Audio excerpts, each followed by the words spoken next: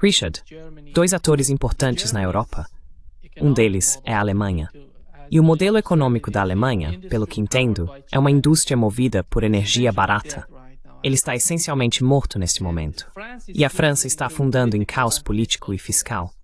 Então, se considerarmos esses dois países importantes, que são literalmente a base da economia europeia, o que aconteceria com a Europa?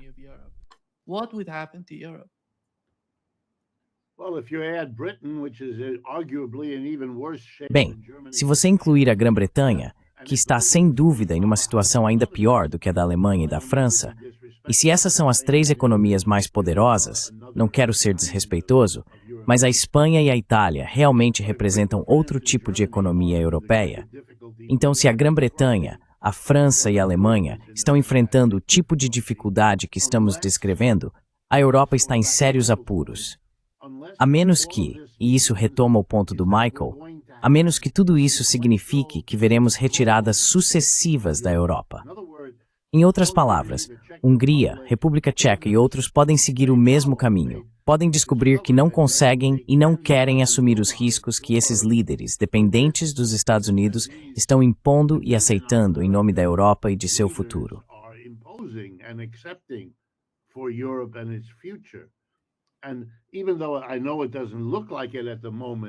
Embora não pareça assim no momento, as mudanças repentinas na Escandinávia que as levaram à OTAN poderiam se reverter sem grandes perturbações e seguir exatamente na direção oposta. Agora, elas teriam a base para fechar acordos com a Rússia e a China que nunca existiram antes. Deixe-me enfatizar esse ponto. A Rússia e a China, ou de forma mais ampla, a aliança dos BRICS, agora representam uma totalidade econômica muito maior e mais rica do que o G7. Os Estados Unidos e seus principais aliados, que incluem o Reino Unido, a França, a Alemanha e até o Japão.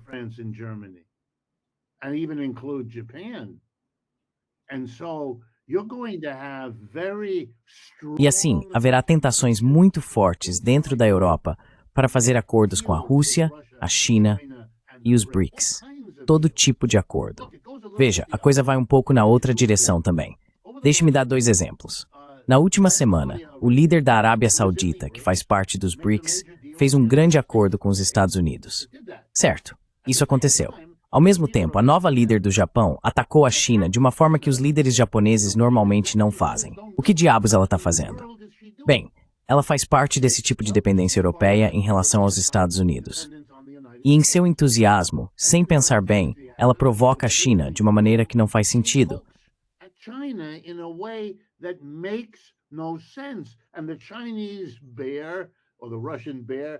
E o urso chinês, ou urso russo, dá um tapa nela, literalmente poucas horas depois de ela fazer aqueles comentários sobre Taiwan. Os chineses já estão deixando claro, isso vai te custar caro, docinho, isso não vai funcionar. E dizem a mesma coisa aos europeus. Eles ouvem o mesmo de Orbán na Hungria. Não vai funcionar, docinho, ele diz aos líderes europeus. Não vou sacrificar o que temos aqui, uma boa posição intermediária entre a Rússia e o resto da Europa. Não vou sacrificar isso de jeito nenhum. Se os russos me pedirem, não farei. Se vocês me pedirem, também não farei. E por enquanto ele consegue se safar disso.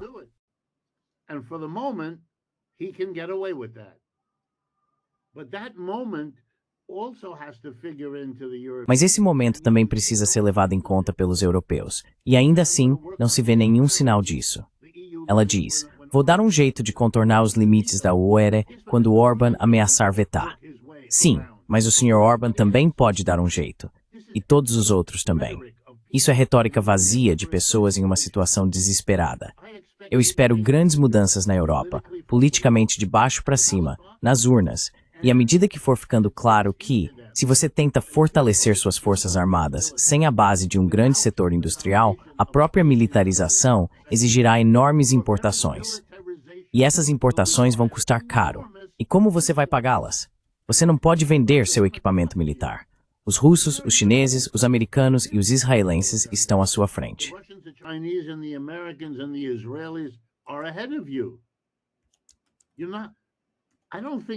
Eu não acho que esses problemas tenham sido realmente analisados. Não vejo nenhuma indicação de um plano estratégico sobre como isso vai funcionar.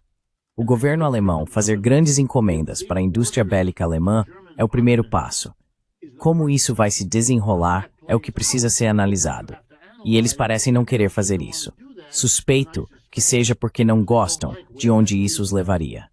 Eles vão ter que lidar com o fato de que a tecnologia muda rapidamente. E como essa tecnologia vem dos Estados Unidos, que ainda tem uma base industrial suficiente, e da Rússia e da China, que certamente tem uma, eles vão desenvolver sua tecnologia militar com base no que realmente conseguem fazer. E é isso que os europeus não conseguirão fazer, porque não têm uma base industrial e nenhuma perspectiva de conseguir uma.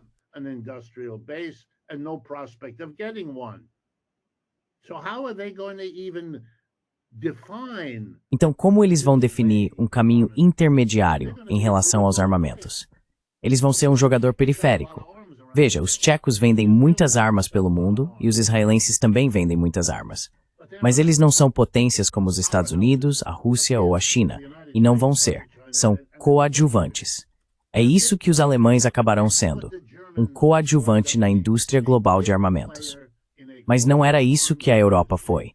Não é isso que eles estão prometendo, implícita ou explicitamente. Então, vejo grandes fracassos se aproximando para eles, considerando o que disseram. E espero que se tornem mais, e não menos, desesperados.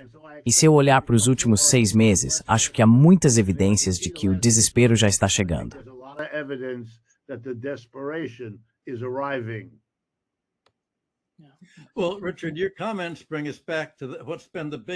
Bem, Richard, seus comentários nos levam de volta ao que tem sido a maior questão que discutimos nos últimos 6 meses. Como explicar ou prever o que vai acontecer com o futuro da Europa? Nossa abordagem sempre foi: qual é o seu interesse material próprio? Eles vão seguir o que aumentará sua riqueza material, bem-estar, padrão de vida e produtividade? Ou será uma dependência absoluta dos Estados Unidos, travando uma guerra em nome dos Estados Unidos, se não até o último europeu? Então, até o último elemento da economia europeia, à medida encolhe e empobrece a população.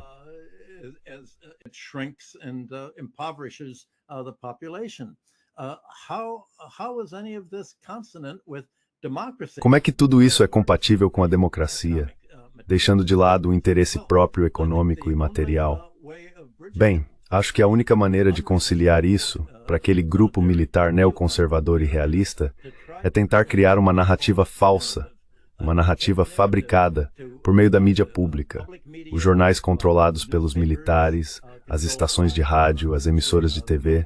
Isso, essencialmente, molda a forma como as pessoas pensam sobre o futuro da Europa. E o truque que eles estão tentando aplicar é fazer você acreditar que o futuro não diz respeito à sua prosperidade, não diz respeito aos meios de produção, não diz respeito ao que você acabou de descrever, Richard.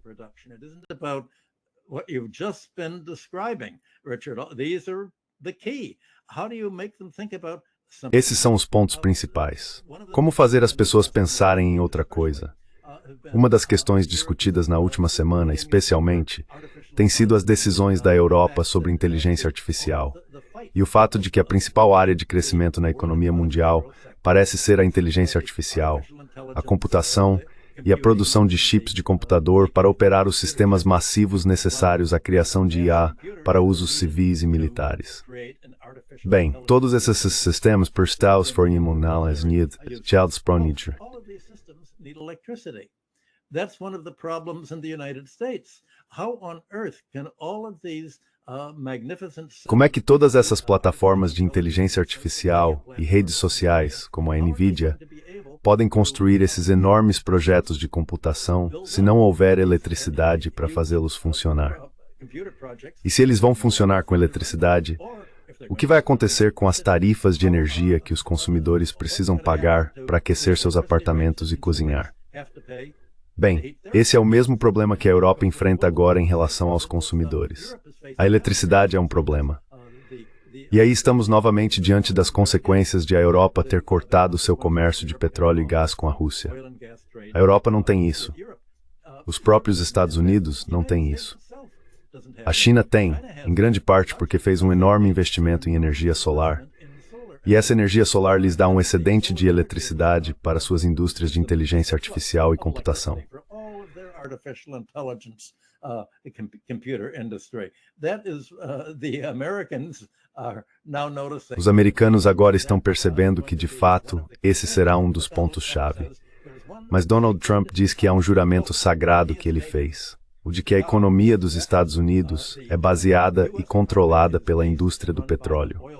O petróleo é a chave para que os Estados Unidos mantenham o padrão de dolarização.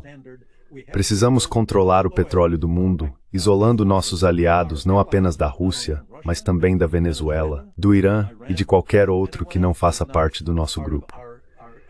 E assim, por sermos uma economia do petróleo, os Estados Unidos precisam lutar contra os acordos de aquecimento global que vetaram e anularam em Paris na semana passada, lutando contra eles. E, essencialmente, cortaram o país da energia solar, da capacidade de residências e comunidades se sustentarem em regiões ensolaradas por meio da energia solar, especialmente porque é a China que fabrica os painéis solares.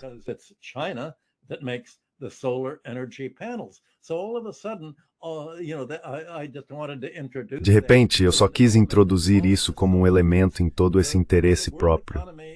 A economia mundial é um sistema econômico único. Você e eu temos falado continuamente sobre isso como o núcleo de todas as nossas discussões com Nima Al-Khorshid neste site. E é exatamente isso que fica de fora, porque uma vez que existem os interesses militares estabelecidos, os interesses neoconservadores, os interesses da indústria do petróleo e os interesses nacionalistas americanos, com seus satélites europeus, de repente não se pode mais falar sobre essas coisas, porque se percebe a irrealidade da política dos Estados Unidos e da política europeia que foi arrastada junto com ela.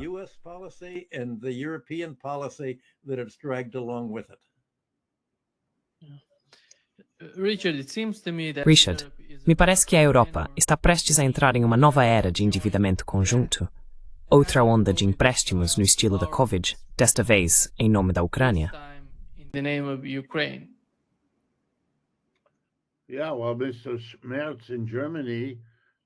Sim, bem, o Sr. Scholz, na Alemanha, tem um programa muito ambicioso de contrair enormes quantias de dinheiro emprestado. Von der Leyen fala sobre contrair empréstimos em nome da Europa. E isso acaba se tornando um fardo para todos os países membros, de uma forma ou de outra, ao lidar com esses ativos russos. Sabe, eu queria fazer um comentário sobre o que o Michael disse.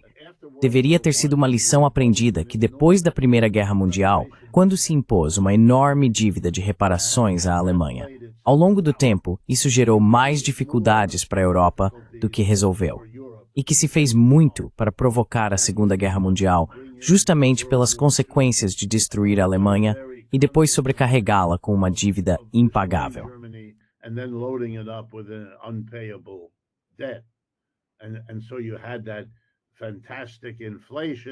E então, houve aquela inflação fantástica, em 1923, que acabou com as economias de toda a classe trabalhadora alemã.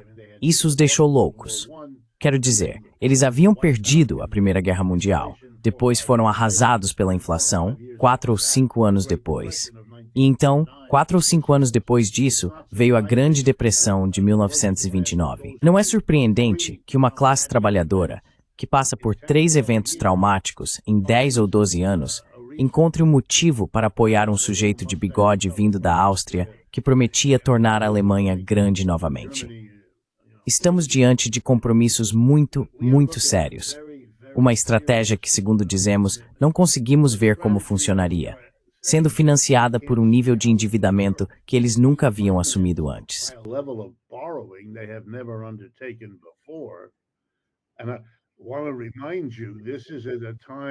E quero lembrar a vocês que isso acontece em um momento em que os Estados Unidos estão mais endividados do que nunca. Dívida pública, dívida comercial, dívida das famílias. Está se construindo toda uma economia sobre uma base muito frágil de endividamento maciço, o que significa que quando houver uma recessão, mesmo que seja apenas uma recessão comum do ciclo econômico, as consequências dessa queda, quando todos estão interligados por redes de dívida, com suas dívidas derivadas e tudo mais. Bem, você sabe, uau, não estamos levando em conta o risco de que esse tipo de recessão possa ser espetacular.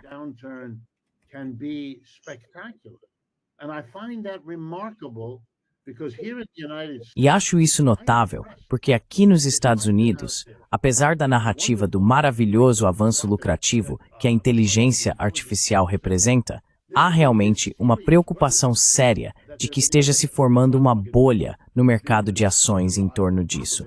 Uma que poderia explodir tudo, muito parecido com a bolha das .com no final dos anos 1990, que estourou em 2000 e levou a taxas de juros recorde baixas, juros negativos e todo tipo de fenômeno estranho que abalou a economia mundial.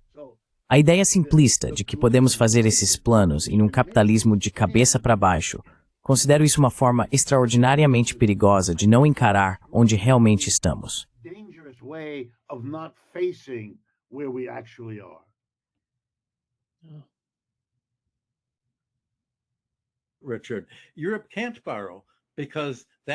Richard, a Europa não pode contrair empréstimos porque isso vai contra as regras que ela mesma impôs, limitando os déficits governamentais a 5% do PIB. Então, o que ela faz se não pode tomar empréstimos? Precisa tributar o trabalho e a indústria, e isso reduz os lucros e o padrão de vida. É por isso que a própria estrutura da UE é tão autodestrutiva. Acho que a crise que estamos vendo hoje não é simplesmente uma crise militar na Ucrânia. É uma crise no fato de que a OEA se tornou mal estruturada, sobretudo por permitir que seja dirigida por von der Leyen e Kallas em nome da OTAN. A OEA é realmente apenas uma extensão das Forças Armadas dos Estados do Departamento de Guerra e do Departamento de Estado, ou é a antiga comunidade do aço e do carvão evoluindo para a comunidade europeia?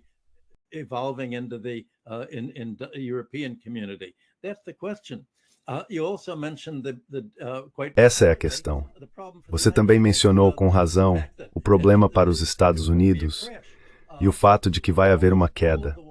Quase todos os artigos do Wall Street Journal e do Financial Times dizem que o dinheiro inteligente está esperando uma crise. Veja o que aconteceu 2 dias atrás, quando o mercado caiu. O Dow Jones e o S&P 500 despencaram. E mesmo assim, quando estavam despencando, não houve uma migração para o ouro ou para o Bitcoin ou algo do tipo. O ouro e o Bitcoin também foram vendidos. A razão é que tantos grandes investidores institucionais fizeram tantas apostas ruins por não ouvirem nosso programa, que precisaram cobrir suas perdas vendendo o único ativo que possuíam que não havia caído, seu ouro e seus Bitcoins.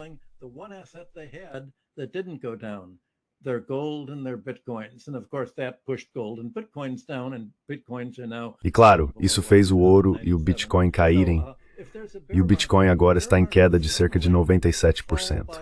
Então, se houver um mercado de baixa, mercados de baixa normalmente caem 50% a partir do pico, isso significa que de 48 pontos no Dow Jones cairia para 24 mil. Isso quer dizer que os fundos de pensão investidos no mercado de ações vão perder metade do seu capital. Estamos falando de todas essas tensões que foram criadas artificialmente por toda essa luta de lutar contra a Rússia até o último ucraniano, o último industrial europeu, e ao que parece, talvez até o último financista americano também. Como disse Malcolm X, os frangos estão voltando para casa para dormir.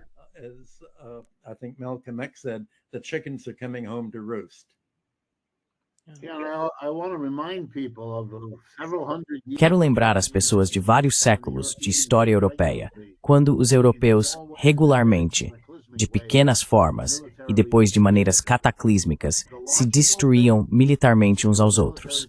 A coisa lógica, se você é uma pessoa militar, e se o conflito é entre os Estados Unidos de um lado e a Rússia e a China do outro, é justamente resolver o conflito militar entre vocês dois.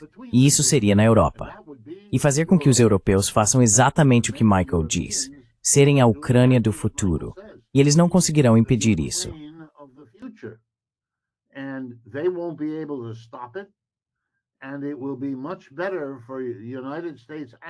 E seria muito melhor, do ponto de vista deles, que os Estados Unidos e a China-Rússia resolvessem isso lutando na Europa, em vez de terem que se confrontar diretamente.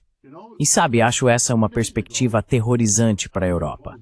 2 dias atrás, não quero encerrar dessa forma, mas 2 dias atrás, uma barragem de foguetes saiu da Ucrânia e seguiu em direção à cidade de Voronezh, na Rússia, que, pelo que sei, nunca havia sido alvo de ataques com mísseis antes. Isso é bem no interior da Rússia.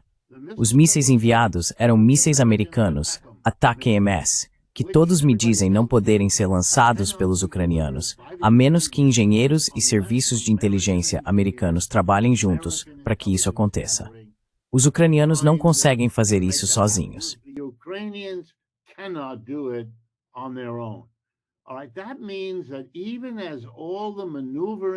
Isso significa que, mesmo com todas as manobras em andamento, os Estados Unidos estão enviando mísseis para o interior da Rússia. Isso é, não sei como dizer de forma mais enfática, extremamente provocador. Independentemente do que se pense sobre a guerra na Ucrânia e sobre o que está certo ou errado nela, a decisão de um dos verdadeiros combatentes, ou seja, os Estados Unidos de um lado e Rússia-China do outro, de enviar mísseis para o interior do território do outro, neste momento em que a guerra já está praticamente chegando ao fim, o que isso revela sobre a postura estratégica em relação a essas questões? O abismo entre as conversas que estamos tendo e o que realmente está acontecendo, pelo menos na mente daqueles que formulam as políticas em Washington, é enorme.